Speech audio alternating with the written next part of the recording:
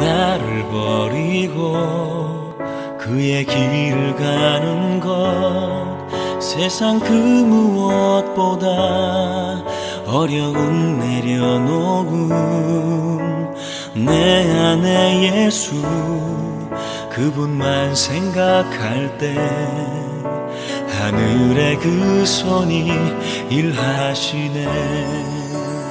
오늘은 추수감사절입니다.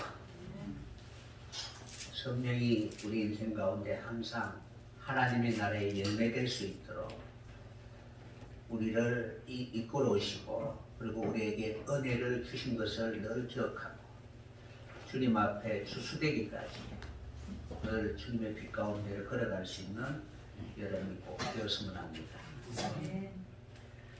라오디게아 교회의 그 이름의 뜻은 인본주의적 사상으로 하나님의 뜻보다는 자기의 생각이나 자기가 바라는 것을 더 앞세우는 그러한 교회입니다. 이러한 교회에 주님이 찾아오시는데 그 주님의 모습이 아멘이시요 충성되고 참된 정인이시요 하나님의 창조의 근본이신 모습으로 찾아오신 것입니다. 여러분은 이 시대를 어떻게 판단을 하십니까? 신본주의입니까? 아니면 인본주의입니까? 철저히 사람 중심적으로 살아가고 있습니다.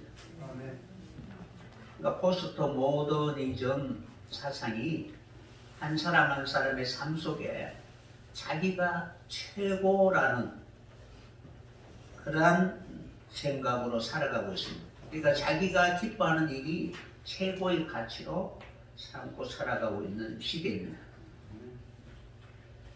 진리나 원칙이나 이런 것들은 다 무너지고 사람들이 옳다 하면은 그것이 정의인 시대입니다. 그러니까 사람의 수가 많으면은 밀어붙이고 그것이 곧 정의가 되는 시대입니다.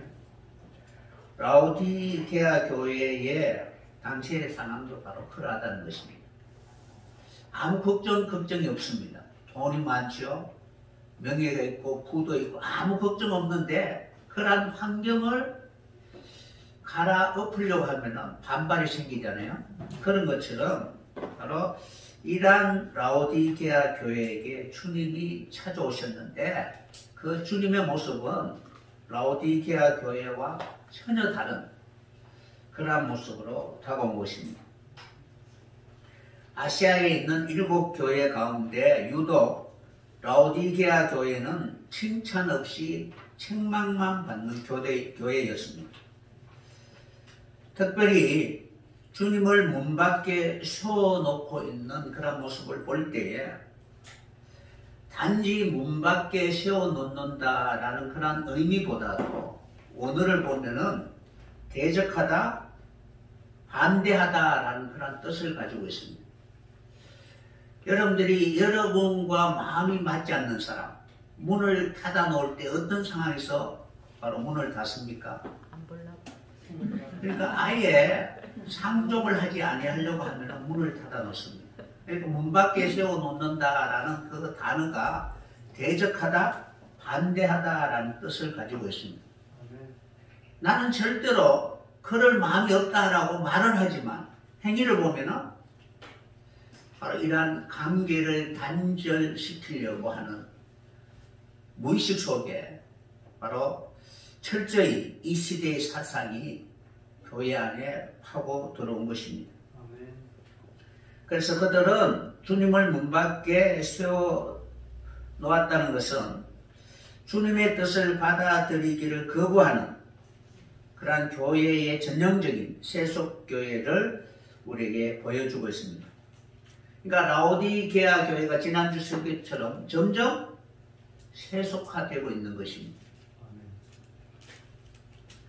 자기중심적 신앙생활을 하고 있는 교회임을 우리는 알 수 있고 이러한 교회에 바로 주님이 찾아오시는데 찾아오신 주님이 이 라오디게아 교회에게 자기가 누구인가를 계시해 주신 것입니다.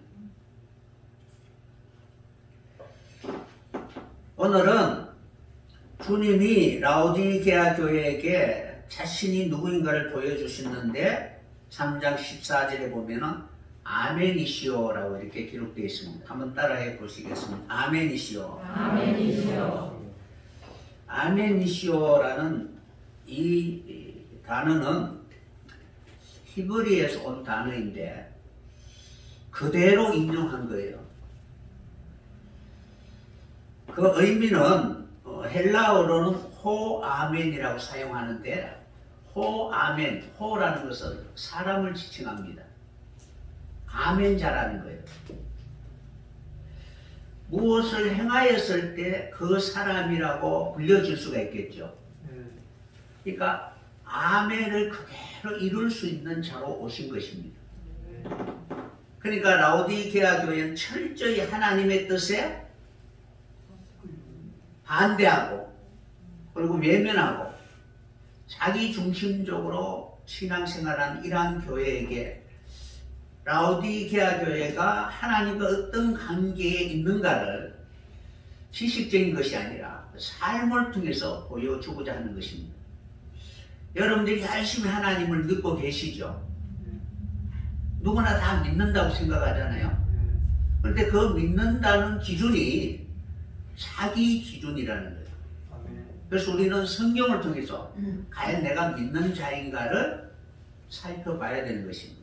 그래서 예수님은 아멘주라고 이렇게 아멘자라고 이렇게 오셨는데 그 아멘자라는 것은 자신의 삶을 통하여 하나님이 자신에게 하라고 하신 말씀을 그대로 바로 복종하며 이루어드린 복음 자체이신 것입니다. 아멘이라는 단어는 진실로 믿을 수 있는 아니면은 그렇게 되기를 그렇게 이루어지다라는 뜻을 가지고 있습니다. 그러니까 아멘 해놓고 그 말씀을 아멘 해놓고 그대로 이루어지지 않는다면 아멘 하는 자가 아니겠죠. 이 단어는 시작이 진실이면 끝까지 진실되어야 된다는 거예요. 그러니까 아멘이라는 단어는 진실이라는 단어는 처음 시작할 때 진실이고 그리고 마지막 말미에는 그대로 되어지다라는 것입니다. 그것이 아멘이라는 의미 있는데 이것을 우리는 성경에 우리에게 가르쳐 준 의미로 살펴보면은 진실한 자, 그러니까 아멘이시오라고 할 때 주님을 바로 어떻게 소개하고 있느냐 하면은 진실한 자, 믿을 수 있는 자, 그렇게 되어야만 하는 것을 이룰 수 있는 자. 그러니까 여러분들은 말과 행동이 다르죠. 그런데 시작도 진실이고 가정도 진실이고 끝도 진실이에요. 그러니까 변하지 않아야만이 아멘이시다라고 말씀드릴 수가 있습니다. 아멘이란 단어는 헬라어도 그대로 아멘이라고 이렇게 읽고 그리고 히브리어도 그대로 아멘이라고 읽습니다. 히브리는 진실함, 참으로 그렇게 되어지다라는 뜻입니다. 그러니까 아멘 하면은 그 말씀을 받아서 내가 아멘 할 거 아니에요, 그죠? 그리고 그 받은 말씀이 그대로 되어지다라는 내용들이 바로 아멘이라는 거예요. 그러니까 받을 때 진실함이 없으면 아멘의 시작이 아니라는 거예요. 그냥 아무런 의미 없이 누가 말하니까 아멘 이렇게 외친다고 해서 그것은 결코 아멘이 될 수가 없습니다. 그러므로 오직 아멘이라고 하실 수 있는 분은 하나님 한 분밖에 없습니다. 하나님이 우리에게 은혜를 주셔야만이 우리가 아멘 할 수가 있지 내 스스로 아멘이라고 할 수가 없습니다. 이 아멘이라는 이 단어의 유래는 아만이라는 단어에서 왔는데 어떤 사람이 어떤 행위를 하는 것을 보니까 그 행위가 무엇이다라고 정의를 내릴 수가 있겠죠. 포도 열매를 맺혀야 포도나무다라고 할 수가 있겠죠. 모양은 포도나무인데 열매는 다른 것을 맺히면은 결코 포도나무라고 할 수가 없습니다. 비슷한 것들이 많잖아요. 하나님이라고 일컬어지는데 본질은 하나님이 아닌 것들이 너무 많이 있다는 것입니다. 그런 것처럼 아멘이란 단어, 아만이란 이 단어는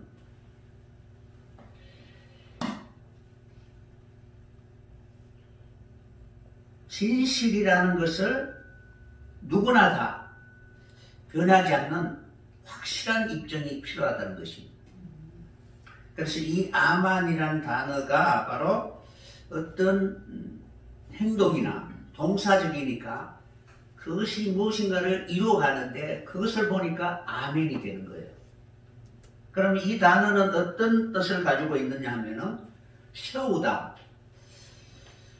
믿다, 양육하다, 오른쪽으로 가다, 진실을 입증하다라는 뜻입니다. 집을 세우는 자가 있어야 이것이 집이다라고 말할 수가 있겠죠. 그러니까 세우다라는 뜻을 가지고 있는 것이 아만이라는 뜻인데 세워진 것을 보니까 아멘이라는 거예요. 아멘. 그것은 양육하다라는 뜻이에요. 그러니까 자기 스스로 내가 아멘을 이룰 수 있는 그런 존재는 아니잖아요. 내가 하늘과 땅을 창조하겠다라고 해서 창조할 수 있는 능력이나 아니면은 내가 그러한 건설의 힘을 가진 것은 결코 아니라는 것입니다.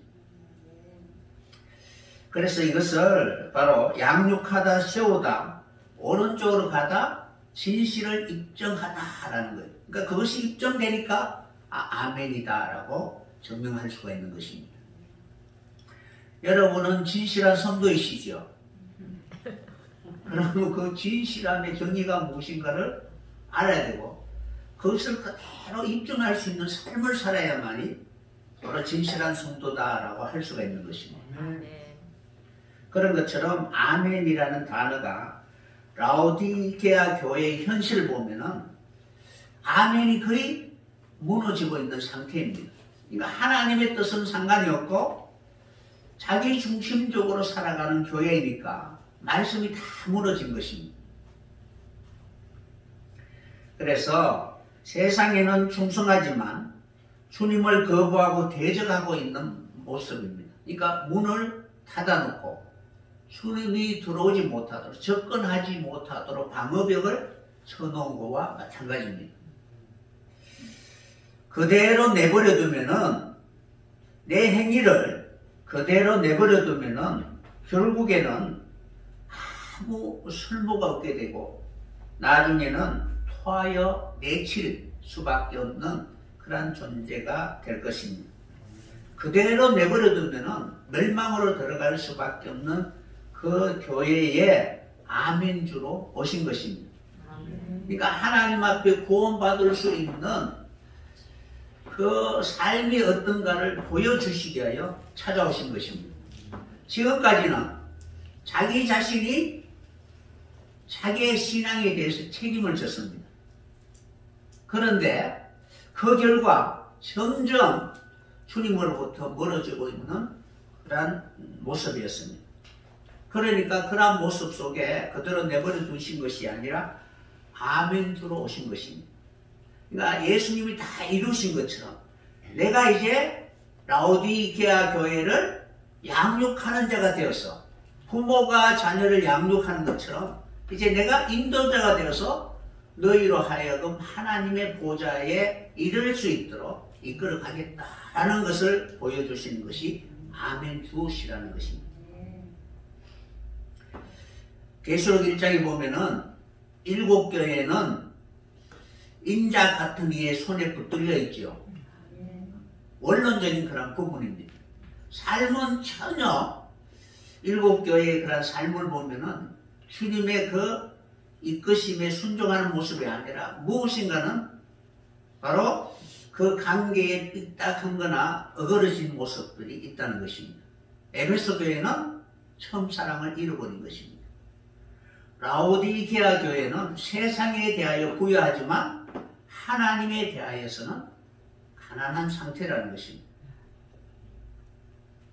그래서 가련하고 눈물고 가난한 상태로 전혀 하나님의 나라에 아름다운 열매 맺을 수 있는 그런 삶을 살지 않았던 것입니다. 그래서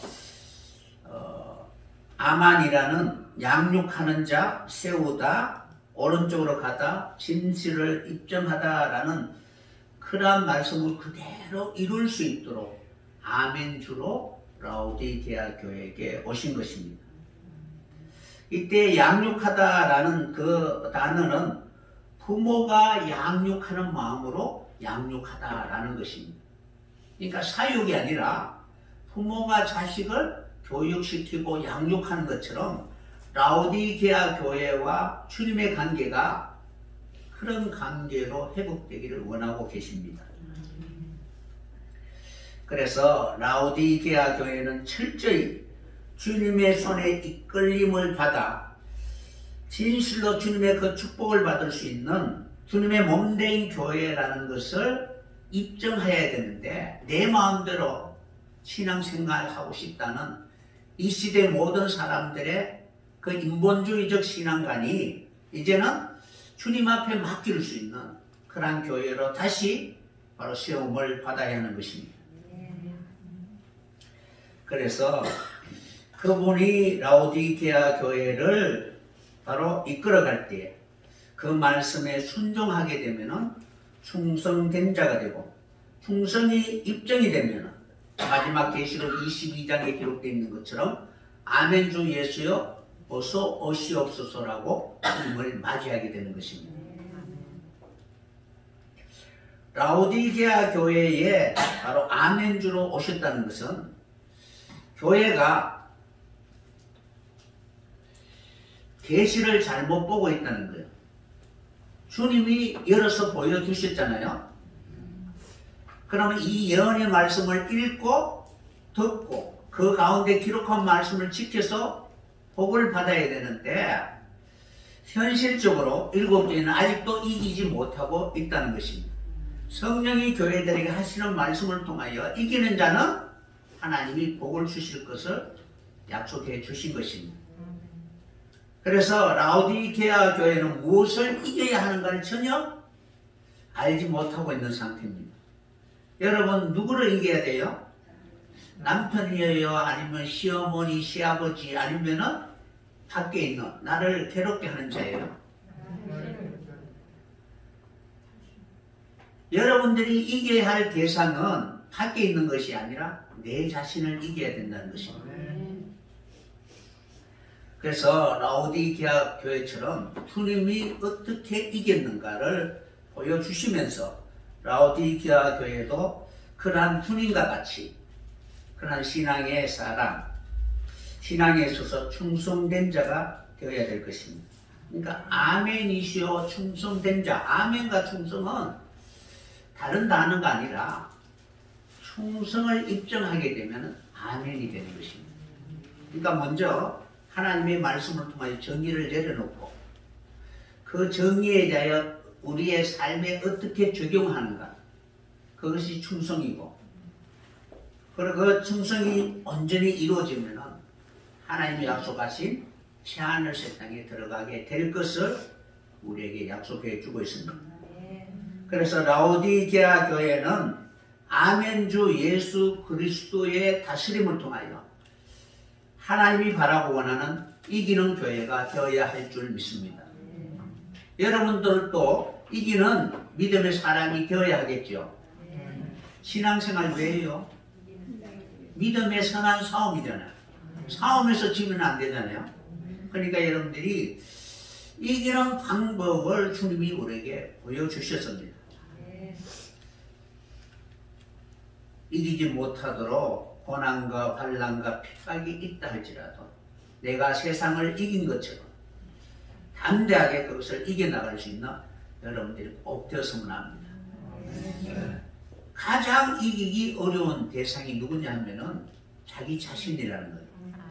목양받기를 가장 싫어하는 사람, 그것은 밖에 있는 사람이 아니라 내 자신이 스스로 하나님 바라고 원하는 그런 창조의 목적대로 살아가는 것을 거부하고 있는 것입니다. 그래서 아멘주로 오셨는데 이것을 어떻게 하면은 하나님 앞에 시험을 받고 그리고 양육을 받고 그리고 오른편에 가서 지금까지 나를 이끌어 오신 분이 진실로 주님이셨다는 사실을 진실로 입증할 수가 있을까? 그 예로 우리가 알아볼 수 있는 사람이 누구냐 하면은 아브라함입니다. 아브라함 철저히 복의 근원이 되기까지 하나님의 양육을 받은 자였습니다. 창세기 11장부터 계속 이렇게 아브라함에 대한 내용이 기록하고 있습니다. 아브라함을 하나님이 부르실 때에 믿음의 조상으로 부르셨죠. 그러면 믿음의 조상으로 부르실 때에 그 믿음이라는 단어가 아멘이라는 단어예요. 그러니까 아멘 할 수 있는 조상으로 부르신 것입니다. 그러니까 여러분들도 하나님이 부르실 때는 아멘 하는 자손이 되게 하시기 위하여 부르신 것입니다. 그런데 아멘, 믿음, 순종, 충성이라는 단어가 다 대동소이합니다.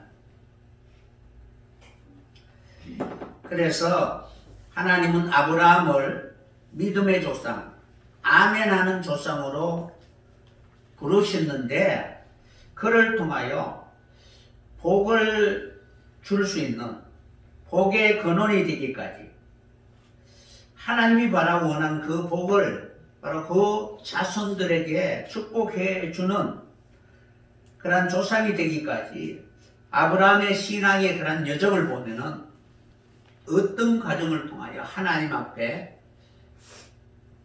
충성된 자가 되었는가를 우리는 바로 알아야 하는 것입니다.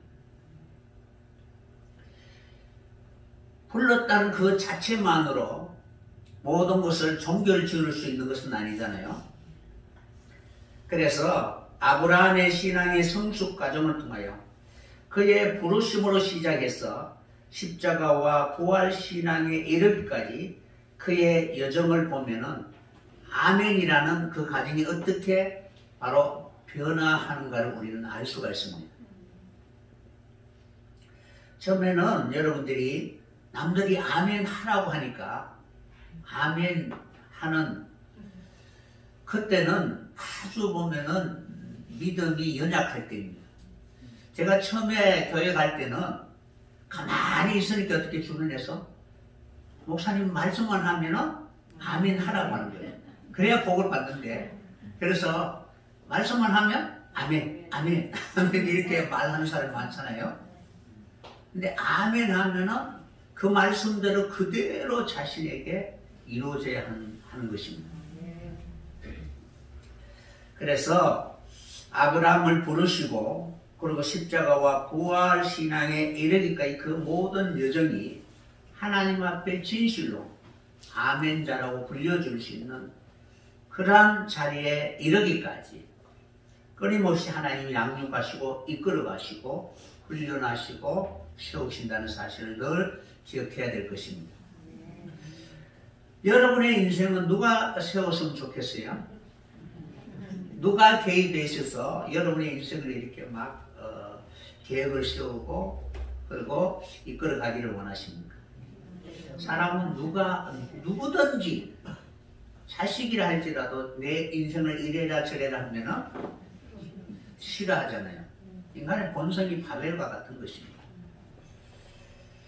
그래서 아브라함의 그런 신앙의 여정을 통해서 우리가 어떻게 라오디게아 교회가 아멘주를 받아들이고 그 말씀을 통하여 이기는 교회가 되어 하나님의 보좌에까지 이끌려갈 수 있는가를 늘 기억해야 될 것입니다. 창세기 11장에 보면은 노아의 세 아들 셈과 야벳과 함이 나옵니다. 셈의 후손이 바로 아브라함입니다. 셈이 낳고 이렇게 기록되어서 그 이후에 이스라엘의 족보를 보면은 데라를 낳고, 그리고 데라가 아브라함과, 그리고 데라가 아브라함과 나홀과 그리고 하란을 낳았더라라고 이렇게 되어 있습니다. 그러니까 데라가 세 아들을 낳는데 이 세 아들이 아브라함과 나홀과 하란입니다. 이 셈의 후손들이 살고 있는 지역이 바로 갈대아 우르 지역인 것 같습니다. 그러니까 노아의 세 아들이 각각 이제 거주하는 지역이 있는데 셈의 후손이 거하고 있는 지역이 바로 갈대아 우르입니다.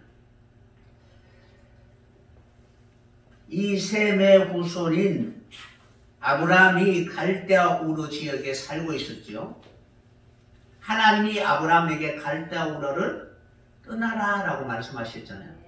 그 말씀을 하기 전까지는 셈의 후손이 그 지역에 살고 있었던 것입니다.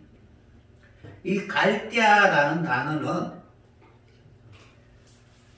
유브라데 강과 그리고 티그리스 강, 그러니까 여러분들이 그 창세기 보면은 유브라데 강과 히데겔, 에덴의 네 강이 있잖아요, 그죠? 그 강 가운데 두 강이 바로 유브라데 강과 히데겔 강입니다. 그래서 이 히데겔, 티그리스 강은 우측에 있고 유브라데 강은 좌측에 있습니다. 그 두 강 사이에 넓은 지역, 길고 넓은 지역이 갈대아 지방입니다. 그 갈대아 지방에서 밑에 쪽이 그 페르시아 만쪽에 있는 것이 우르 지역이고 그 위에 있는 지역이 바로 하란입니다. 그래서 동일하게 갈대아 지역에 바로 저 밑에 지역은 한 1000km 이상 떨어져 있습니다. 그 밑에 지역이 바로 우르고 그 위에는 하란이니까 밑에를 갈대아 우르다라고 이렇게 지칭하고 있는 것입니다. 그래서 남쪽에 바로 갈대아 우르 지역이 있고 위쪽으로는 하란이 있었습니다. 이것을 사도행전 7장 1절에서 4절까지 보면은 이 갈대아 우르를 어떻게 소개하고 있느냐면 갈대아 지역을 메소포타미아라고 이렇게 소개하고 있습니다. 아브라함이 갈대아 우르를 떠나기 전에 하란으로 떠나기 전에 그가 머물렀던 지역이 메소포타미아 지역이다라고 이렇게 바로 사도 바울은 말하고 있습니다. 그러니까 이 메소포타미아는 4대 문명 지역이잖아요. 그러니까 얼마나 비옥한 땅이었습니까? 그러한 땅에 바로 셈족이 살고 있었고 아브라함이 살고 있었던 것입니다. 그런데 이 셈의 후손들이 거주하고 있는 이 지역을 창세기에는 갈대아 우르라고 이렇게 직접적으로 말하지 않고 어떻게 바로 소개하고 있느냐 하면은 메사에부터 서발로 가는 길의 동편산이다 라고 이렇게 기록되어 있습니다. 거의 대부분 이 지역을 메소포타미아 지역이라고 이야기합니다. 이곳에서 바로 데라가 살았고 그리고 데라는 아브라함과 나홀과 하란을 낳았습니다. 그런데 데라의 아들 가운데 하란은 갈대아 우르에서 죽게 됩니다. 그러니까 직접적인 갈대아 우르를 떠나게 된 동기는 하나님의 그런 명령을 지키기 위해서 떠나게 되었지만 데라 입장에서 보면은 아들의 죽음이 어떤 영향을 끼쳤습니다. 이 하란이라는 이름이 울분, 이 노가 이렇게 막 올라오다라는 그런 뜻을 가지고 있습니다. 그것을 그 지역에서는 참지 못하고 이렇게 떠났을 가능성이 많이 있습니다. 물론 제 나름대로 그런 해석을 해봤습니다. 어쨌든 하란의 갈대아 우르에서 하란이 죽고 난 이후 바로 데라와 아브라함과 롯이 바로 갈대아 우르를 떠나서 가나안 땅으로 가다가 하란에 머물게 됩니다. 창세기 11장 26절에 보면 어떻게 기록되어 있느냐 하면은 데라가 70세에 아브라함과 나홀과 하란을 낳았습니다. 그리고 28절에 보면 하란이 갈대아 우르에서 죽습니다. 그리고 난 뒤에 31절에 보면은 데라가 그 아들 아브라함과 그리고 하란의 아들 아브라함의 손자 롯과 그리고 아브라함의 자부 사레를 데리고 갈대아 우르를 떠나 가나안 땅으로 가고자 하더니 하란에 이르러 거기에 거하였다라고 이렇게 기록되어 있습니다. 이때에 바로 하란의 죽음을 통해서 그곳에 정착할 수 없어서 데라가 바로 갈대아 우르를 떠나게 되는데 어쨌든 정확하게 몇 년도에 떠났다라는 그런 내용은 없습니다. 그러나 하란에 언제까지 머물렀다라는 것은 우리가 알 수가 있습니다. 그러니까 70세 이후겠죠. 70세에 아브라함과 나홀과 하란을 낳았으니까 바로 세 아들을 낳고 난 이후 거기서 살다가 어떤 계기로 인하여서 떠나게 되었는데 그들이 간 곳이 하란이었습니다. 그리고 난 뒤에 하란에 머물러 있을 때에 그때 이제 어떤 계기로 인하여 이제 아브라함과 롯이 하란을 떠나게 됩니다. 그때에 데라의 나이가 145세라고 기록되어 있습니다.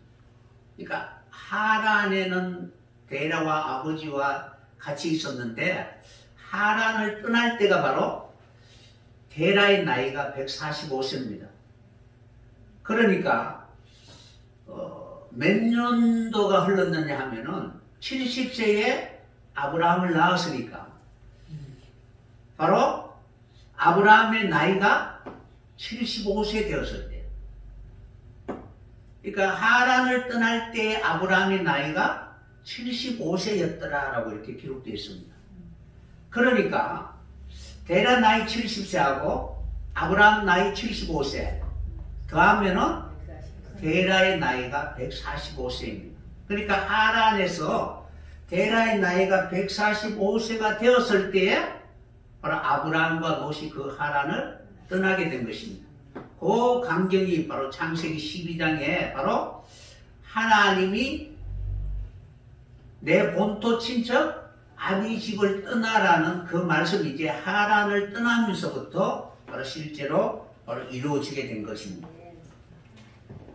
그리고 난 뒤에 창세기 11장 32절에 보면은 데라는 205세를 향수하고 하란에서 죽었다라고 기록되어 있습니다. 그런데 신약에 보면은 아브라함과 롯이 하란을 떠나게 된 동기가 아비 데라가 죽고 난 뒤에 떠났더라라고 이렇게 기록되어 있습니다. 그 내용은 육신적인 그런 죽음을 의미하는 것이 아니라 관계가 끊어졌다라는 내용입니다. 그러니까 145세에 떠났을 때 창세기에는 데라가 죽지 않았다는 거예요. 205세까지 살았더라라고 기록되어 있는데 신약에는 바로 하란에서 데라가 죽고 난 뒤에 떠났다라고 이렇게 기록되어 있는 것은 육신적인 죽음이 아니라 그 관계가 이렇게 이제 끊어졌다라는 것을 우리는 알 수가 있습니다. 그래서 우리는 창세기 12장에 이제 하나님이 아브라함에게 새로운 세상을 보여주게 된 것입니다. 그러니까 데라나 그 조상의 어떤 지배나 다스림을 받은 이러한 상태가 아니라 이제 새로운 세상을 향하여 하나님이 보여주시고 그리고 그곳에 가서 복의 근원이 되라라고 말씀하신 것입니다. 그래서 바로 이 명령을 지키게 되면은 너는 큰 민족을 이루게 될 것이고 또한 너에게 복을 주어 내 이름을 창대케 하고 너를 축복하는 자에게는 축복을 주고 너를 저주하는 자에게는 저주를 내릴 것이다 라고 약속해 주신 것입니다. 이 말씀대로 아브라함은 그 말씀을 믿고 아브라함과 함께 롯은 바로 하란을 떠나게 되었던 것입니다. 이 상황에 대해서 히브리 기자는 어떻게 소개하고 있느냐면은 아브라함이 부르심을 받을 때, 그러니까 어디에서 부르심을 받았느냐? 물론 이제 갈대아 우르에서 부름을 받았지만 그 부름에 화답한 내용이 이제 하란을 떠날 때입니다.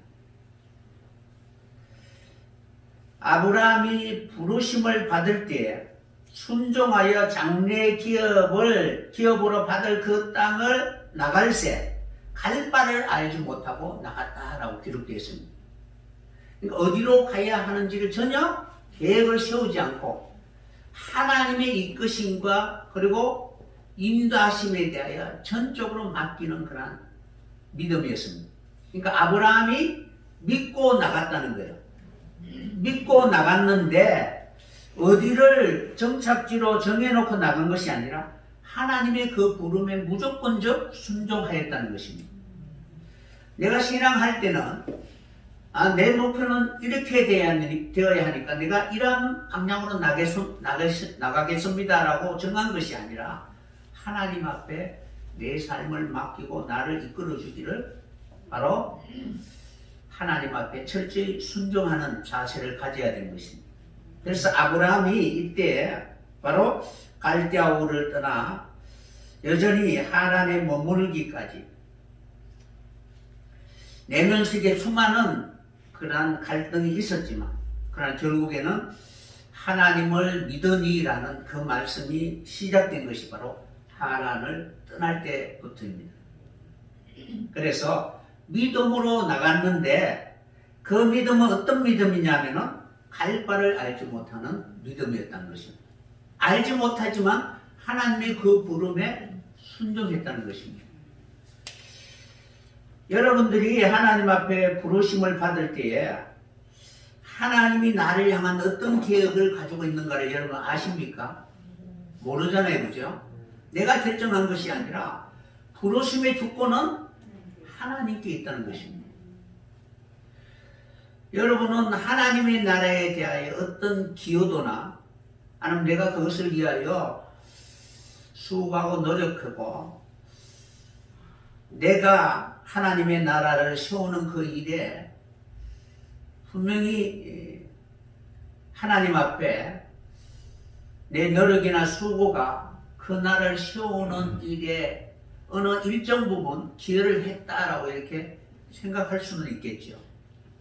그러나 하나님 입장에서는 인간이 할 일은 아무것도 없다는 것입니다.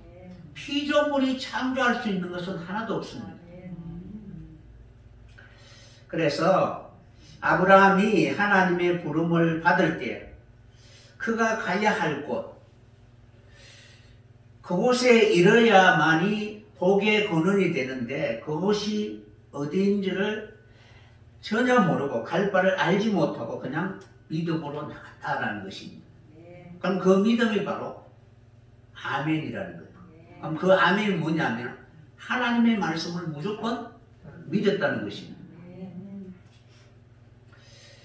그리고 난 이후 75세에 부르심을 받고 그리고 하나님이 약속해 주신 그 말씀 내 자손으로 말미암아 천하 만민이 복을 받게 될 것을 하나님이 약속해 주셨잖아요. 그러니까 내 몸에서 날 씨 이삭으로 말미암아 천하 만민이 다 복을 받게 될 것을 하나님이 약속을 해 줬는데 자신의 몸에서 씨가 태어나지를 않는 것이었습니다. 그러니까 25년 가까이 흐를 때까지 전혀 자신의 삶 속에 아무런 그런 일들이 일어나지 않았던 것입니다. 그러니까 25년이라는 긴 시간이 흐르면서 아브라함이 과연 어떤 생각을 했을까요? 처음에는 하나님이 약속해 주신 말씀을 믿으시니까 반드시 이루어진다는 확신을 가지고 늘 자신의 주변이나 자신의 그런 삶을 이렇게 살펴봤을 것입니다. 언제 하나님이 자식을 주지? 언제 바로 후손을 주지라는 그런 마음으로 계속 오랜 기간 바로 인내하며 살았을 것입니다. 그런데 어느 정도 이렇게 시간이 흐르고 나니까 이제 자식을 낳을 수 있는 그런 어떤 환경이나 조건이나 이런 것들이 다 막혀버린 것입니다. 그러니까 자신에게는 시가 끊어지고 아내 사라한테는 경수가 막히고, 그러니까 여러분들이 실제적으로 자녀를 낳으려면 어떻게 해야 돼요? 정자와 난자가 이렇게 만나야 자녀를 낳을 수가 있잖아. 그런데 그 태의 문이 닫혀버린 거예요. 그러면은 이제는 내가 생각할 때에 나는 이제 자식을 낳을 수 없다라고 이렇게 생각하겠죠. 그러한 상태, 처음에는 분명히 자신의 노력으로 그 자식을 낳아서 바로 모든 만민에게 복을 줄 수 있는 복의 그러한 집안이 되어야 되겠다라고 생각했는데 그 문이 닫혀버린 거예요.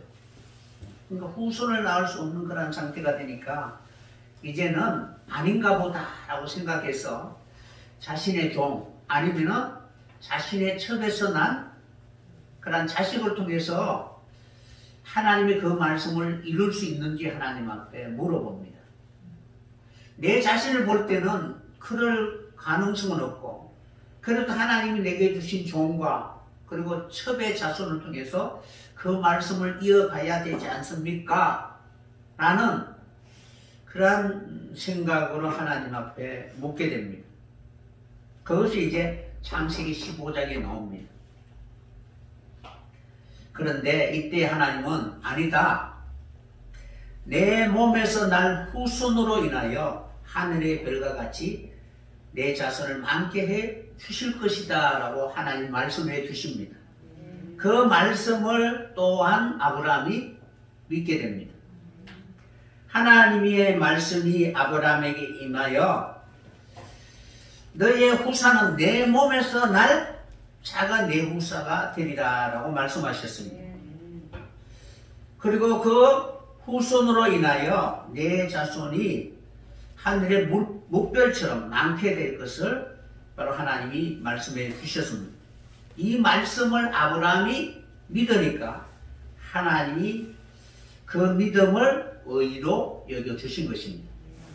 그러니까 그 믿음은 이제는 하나님이 나를 치리하시고 그리고 양육하시고 하나님이 나를 다스리고 이끌어 갈 것이다 라는 것을 마음에 염두에 두고 이제 하나님 앞에 맡기는 신앙입니다.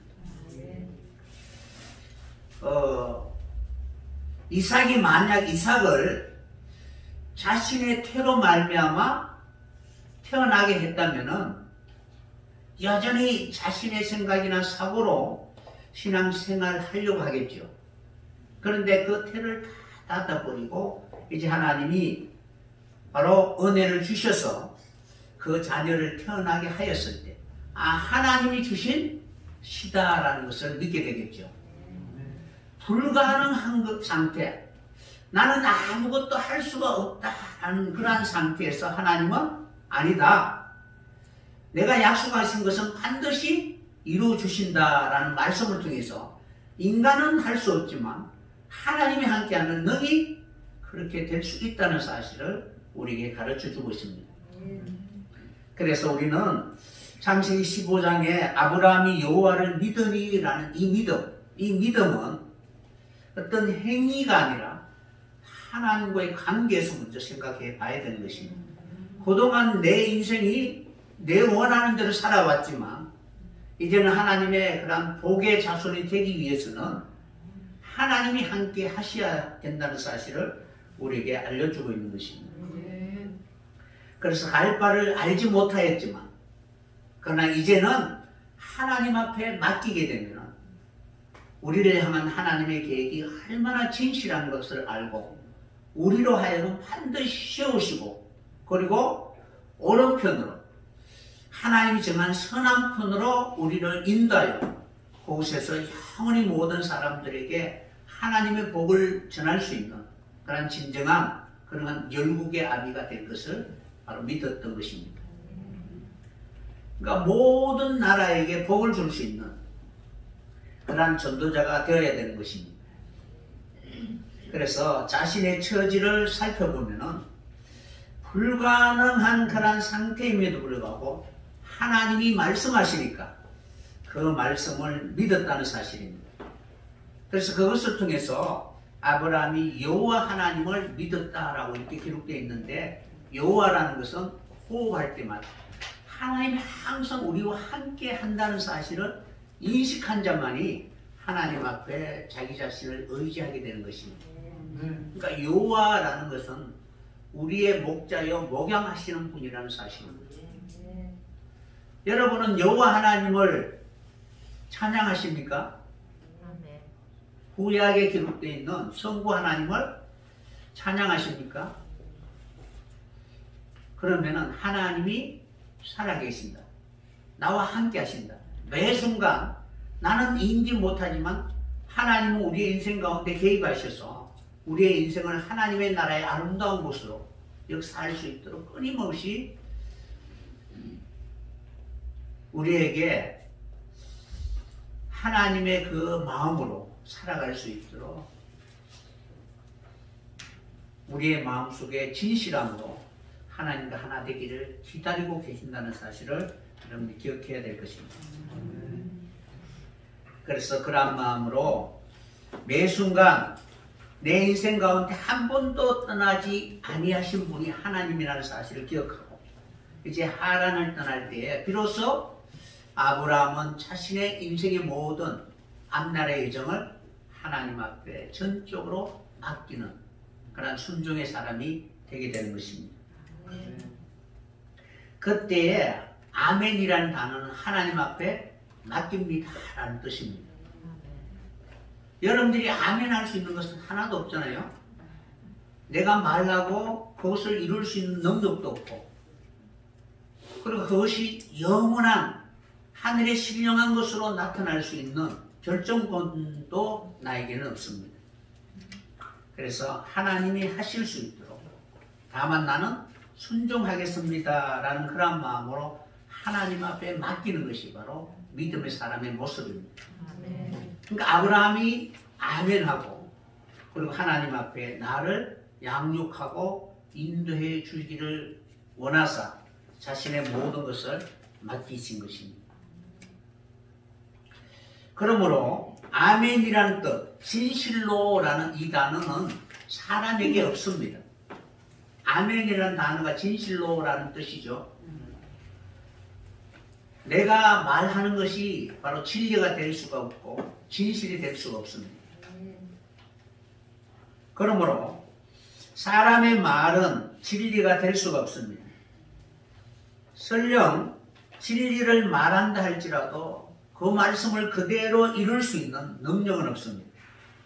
사람이 정의를 내리고 사람이 선, 사람이 정한 그런 법은 하나님과는 아무런 상관이 없습니다. 하나님의 나라에 아무런 영향을 끼치지 못하고 다만 사람들이 살아가는 그 삶에 영향을 끼칠 수가 있습니다. 건세자의 그런 말이나 어떤 사람의 선한 행실이 사람들이 살아가는 그 공동체에 영향을 끼칠 수는 있지만 하나님의 나라에는 절대적으로 영향을 끼칠 수가 없습니다. 네가 선을 행한들 하나님과 무슨 상관이 있나요? 이런 것처럼 다만 사람을 유익하게 해줄 수는 있지만 천국과는 아무런 상관이 없습니다. 그러므로 우리가 성경에서 아멘이라고 할 때에 그 모든 근거의 기준은 하나님 중심적인 관점, 하나님이 보시는 관점에서 여러분들이 살펴봐야 되는 것입니다. 그렇게 하실 때에 바로 아멘 할 수 있는 주권이 바로 하나님께 있음을 바로 시인해야 되는 것입니다. 그러니까 라오디게아 교회는 교회를 다스리고 통치하는 주권이 주님임에도 불구하고 주님을 문 밖에 바로 세워놓고 있는 상태입니다. 그러니까 그 주권을 인정하지 않고 있다는 것입니다. 그런 교회가 결국 토하여 내칠 수밖에 없는 그런 위기 속에 진실로 하나님 앞에 신실한 그런 교회의 모습이 무엇인가를 아멘주로 오셔서 이제 내가 교회의 머리요, 교회의 통치자요, 교회를 이끌어갈 수 있는 그런 목자라는 사실을 바로 알려주었던 것입니다. 그래서 그들이 진실로 부모나 유모가 자녀를 양육하여 옳은 사람으로 자라나게 하듯 라오디게아 교회가 주님을 받아들이고 주님의 양육에 바로 순종하라는 것입니다. 그렇게 되면은 하나님이 지시하신 약속의 땅에서 그들의 삶이 진실에 대하여 충성하였다는 것을 입증하는 자가 되면 모든 사람들에게 복을 줄 수 있는 그런 복의 집안이 되게 되는 것입니다. 그때까지 바로 하나님이 이끌어 가시겠다는 것입니다.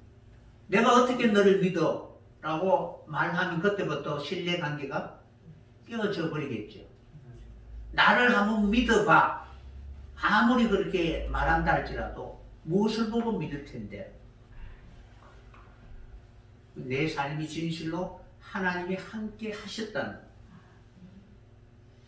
그러한 증거가 있어야 되고 정인의 삶이 있어야 되는 것입니다. 그래서 세우시는 분도 하나님이시요, 지켜주시는 분도 하나님이시요, 진실이 입증될 때까지 옳은 대로 인도하시고 양육하시는 분이 하나님이심을 확신하고 하나님 앞에 맡기는 신앙이 바로 아멘 신앙이라는 거예요. 그것이 아브라함이 하나님을 믿으니라는 그 믿는다는 의미 속에 감춰져 있는 하나님 앞에 이제 맡깁니다라는 그러한 고백입니다. 그러한 고백을 통하여 하나님 앞에 맡길 때 비로소 하나님은 아브라함이 아니라 아브라함이라고 하나님이 일컬어 주시는 것입니다. 열국을 다스릴 수 있는 열국의 아비가 됩니다. 그러니까 아비는 그 당시에 바로 통치권입니다. 집안의 다스림이라는 것. 이런 것처럼 우리 교회가 지금까지 바로 신앙생활을 하면서 하나님이 살아계시고 그 하나님이 이제 교회의 통치자로 오셔서 우리의 모든 장래를 위하여 계획하고 이끌어가는 모든 일에 대해서 어떤 경우를 할지라도 우리의 눈으로 보기에는 어떻게 그럴 수가 있습니까? 하나님이 그럴 수가 있습니까? 라고 대적할 수 있는 그런 환경이라 할지라도 그 모든 것은 결국 우리를 향한 하나님의 축복이라는 사실을 기억하고 당시에는 환난과 핍박과 고난이 있다 할지라도 인내하며 마침내 복을 받을 수 있는 그런 인내의 사람이 꼭 되었으면 합니다. 그래서 아멘 주라고 할 때에 우리는 인내를 가슴에 안고 그 말씀이 나에게 이루어지기까지 모든 조건이 바로 주님의 있음을 믿고 주님 앞에 맡길 수 있는 여러분들이 꼭 되었으면 합니다.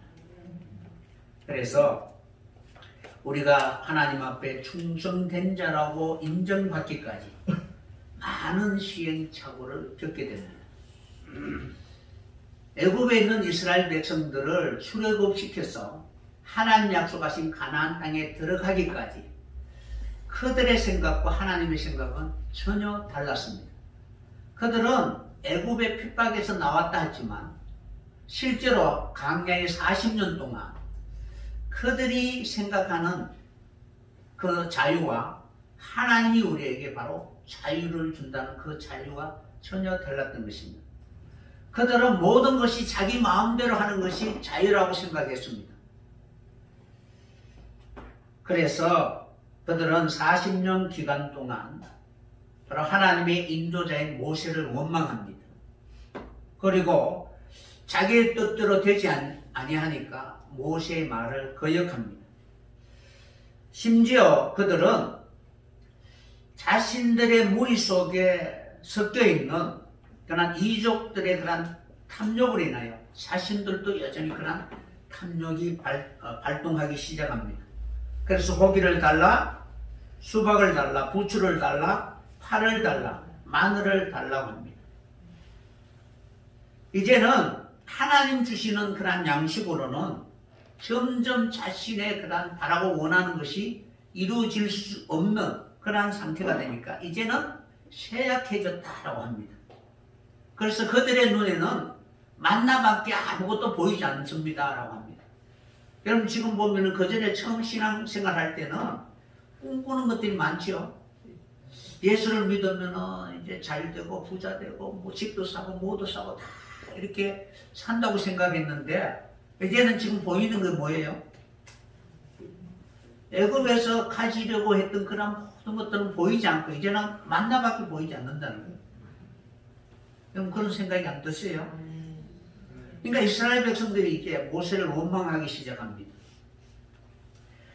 그러한 을이 이제 모세에게 미치게 되니까 민수기 11장에 보면은 모세가 이제 하나님 앞에 원망합니다.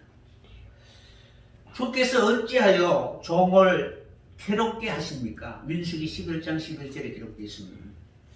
어찌하여 나로 주의 목전에 은혜를 잊게 하셔서 이 백성을 맡기게 하셨습니까? 하나님 앞에 은혜를 입지 않았다면 이 백성을 맡지 않았을 텐데 하나님의 은혜를 주셔서 이 짐을 지게 하신 것.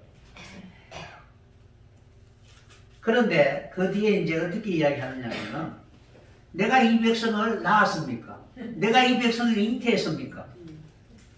어찌하여 나를 양육하는 부모가 되라고 합니까? 라고 이렇게 원망하는 거예요. 젖 먹는 아이를 품에 품듯 이스라엘 백성들을 품에 품어서 바로 하나님이 약속하신 그 땅까지로 인도하는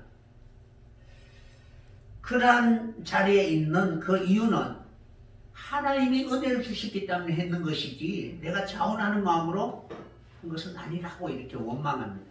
그러니까 백성들이 대적하고 원망하니까 그런 말로 이렇게 하나님 앞에 바로 항변하게 됩니다.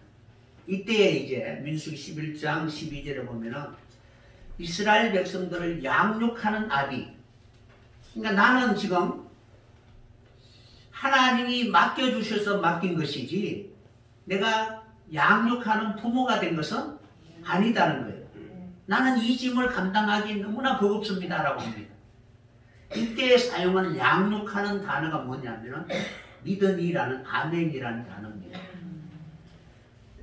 그러니까 모세는 지금 어떤 상태라는 거예요? 하나님 앞에 순종하고 맡기는 그런 자리에 아직까지는 충성된 자라고 하기에는 부족하다는 거예요. 그렇게 바로 하나님 앞에 바로 항변하고 그리고 반감을 가지고 대적하니까 하나님이 이제 장로 70인을 세워라. 그리고 내게 임한 그 신을 70인 장로에게도 주어서 네가 진 짐을 나누어지게 해주겠다라고 이렇게 말씀하십니다. 그리고 난 뒤에 이제 12장에 가면은 이제 모세는 아론과 미리암과 다른 하나님과 대면한 충성된 자라고 이렇게 이제 소개하고 있습니다. 그 충성이라는 단어가 아멘. 그러니까 아멘 하기까지 우리가 버려야 할 것이 얼마나 많이 있습니까? 그죠? 그러니까 여러분들이 이와 같이 우리가 신앙생활할 때 한 영혼을 바라볼 때에 하나님을 믿는다라는 그런 믿음을 가지고 있으면 마치 부모의 입장처럼 가르치고 양육하고 인도하는 그런 자리에 있었을 때 진정으로 믿음이라고 말할 수가 있는 것입니다. 이런 것처럼 이 라오디게아 교회는 이런 하나님과의 관계가 끊어지니까 목양하던 모든 관계가 부모가 양육하는 그 관계가 아니라 철저히 바로 자기 이기적으로 힘들면 원망하고 불평하고 자신한테 유익이 오면은 바로 회하면서 감사하는 그런 어린 신앙의 모습이었다는 것입니다. 그래서 이러한 양육을 통하여 마지막 우리가 하나님 앞에 하나님의 나라를 세울 수 있는 그런 기초가 된다면은 그 기초로 인하여 하나님의 성전이 세워지게 될 것입니다.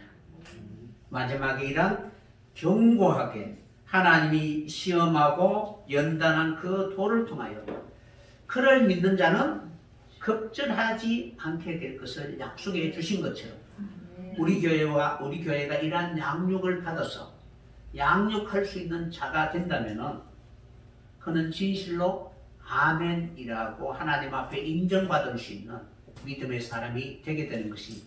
그 믿음은 신실하다라고 인정해 주게 되면은 그 신앙의 접붙임을 받는 모든 사람들과 함께 하나님의 성전이 세워지게 될 것입니다. 그것에서 드려지는 모든 예배와 삶이 주님 보시기에 좋았더라 할 수 있는 그러한 하나님 앞에 인정받을 수 있는 교회가 된다면 하나님 그 가운데 영광이 충만하여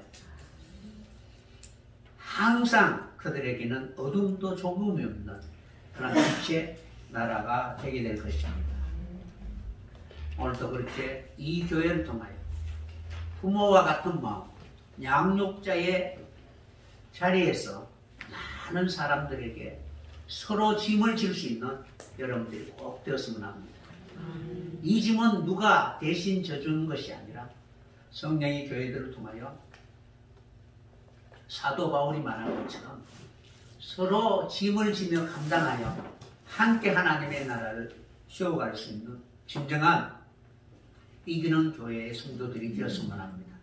이런 교회를 통하여 마지막 예수님이 사망까지라도 다스린 것처럼 사망을 발등상시키고 진정으로 하나님의 나라에 영생무리로 하나님 앞에 영광 돌릴 수 있는 그런 성도 되시기를 예수님의 이름으로 간절히 축원합니다.